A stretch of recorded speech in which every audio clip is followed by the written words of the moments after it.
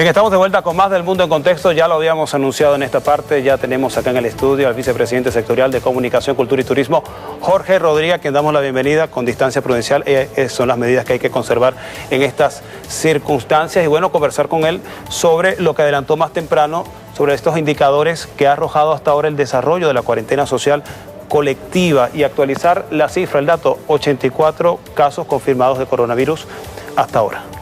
Así es, Carlos. Gracias por el espacio que me proporcionas para conversar sobre una pandemia que al menos dos generaciones de seres humanos no habíamos vivido. A lo largo de la historia de la humanidad se han dado situaciones de infecciones generalizadas en el planeta que cambian incluso la forma de ver y de asumir la vida después de que haya ocurrido. Pero la última es la de 1918. La llamada gripe española, que costó la vida de más de 50 millones de personas.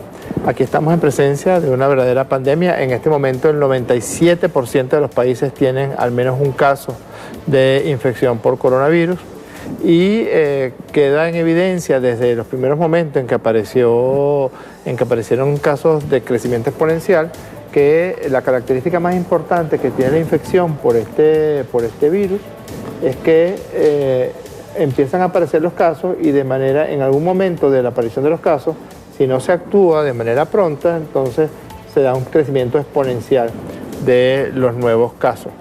Hay una lámina que siempre hemos mostrado, pero no nos cansamos de hacerlo, que es una lámina que demuestra cómo el crecimiento que se hace se da de forma exponencial.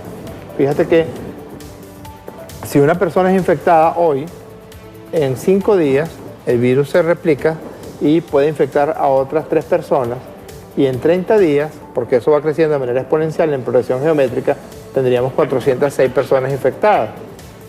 ¿Qué pasa si nosotros establecemos una medida de cuarentena colectiva y social?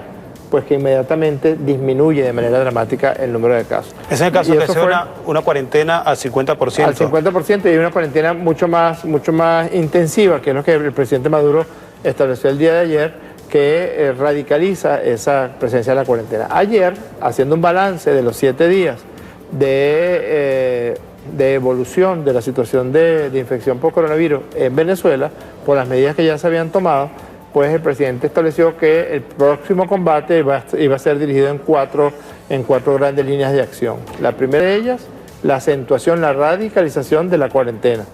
Mientras más fuerte, más cumplidos seamos con las cuarentenas, menos tiempo durará ella, y además con muchísima prontitud veremos la disminución de la curva de los casos. Más temprano en la rueda de prensa, disculpe que no interrumpa, ministro, era reiterativo. Cumpla y quédese en su casa. ¿Hay algún tipo, en esa reiteración, hay algún tipo de señal hacia las personas de que tal vez están relajando un poco la cuarentena o se está cumpliendo efectivamente? No, la cuarentena se está cumpliendo de manera cabal, casi absoluta en todo el territorio nacional, en todos los horarios en la que está establecida, que son las 24 horas del día. Las personas pueden salir solamente para adquirir alimentos, para comprar algún tipo de medicamento, para acudir a consultas médicas, pero sí tenemos en el área metropolitana focos donde tenemos que ser un poco más estrictos en el cumplimiento de esa cuarentena. En el caso del estado Miranda, por ejemplo, que es el estado que tiene el mayor número de casos, y específicamente el área metropolitana de Miranda, el este de la ciudad de Caracas, hay que ser mucho más estrictos en el desarrollo de esa cuarentena. El segundo punto que planteó el presidente es un punto inédito en la historia de esta pandemia, y es inédito en el manejo que se hace de la pandemia, y es la detección intensiva y personalizada de los casos. Nosotros hicimos, a través de la plataforma Patria, que es una plataforma a la que puede acceder cualquier venezolano o cualquier venezolana, un proceso de encuestas que aquí esto ya está un poco retrasado porque ya estamos por los 12 millones de encuestas.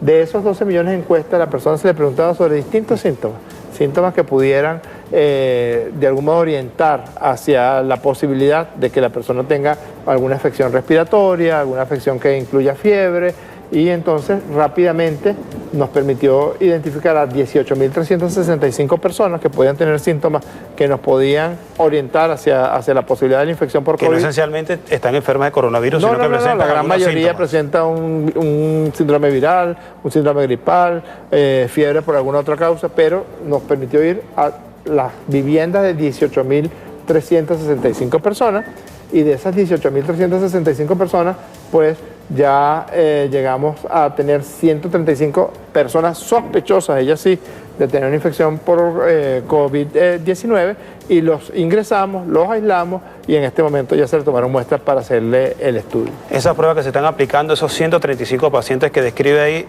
¿es con los kits que llegaron con la dotación china o es un método que se tiene en Venezuela? No, es un método que se llama de PCR para identificación con el hisopado nasofaringeo de la presencia de partículas virales, y específicamente que nosotros utilizamos proviene de China.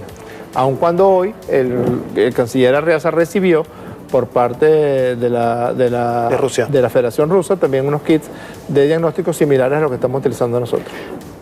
Hablando de las cifras, 84 casos confirmados.